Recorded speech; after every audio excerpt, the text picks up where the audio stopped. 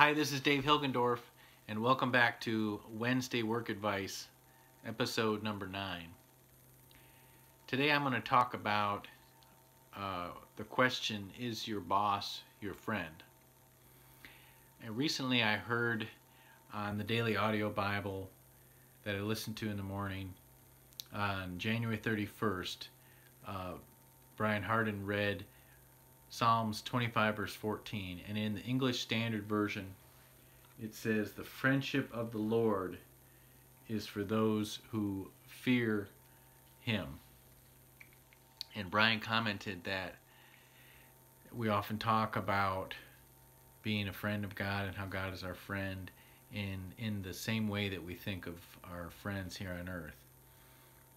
But that this term, fear the Lord, truly means what we normally think of as fear, not necessarily just respect, but having a true fear of the Lord.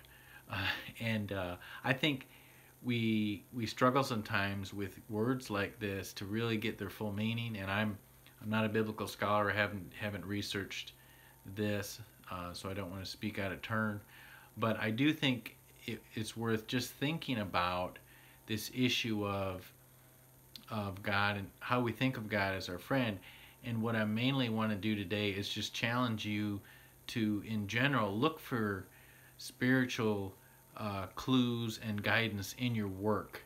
Don't just wait for the sermon on Sunday to think about God and your relationship with Him, but use things at work to do this as well. And I was just thinking with this about my relationship with my boss, both my current boss as well as bosses I've had over the years, and how do I approach that relationship. And I can't say that I've ever thought of my boss as my friend, and I don't mean that in a negative way. I just mean the nature of my relationship with him is such that he's not my friend, he's my boss. I respect him or her. I've had both men and women as bosses, and I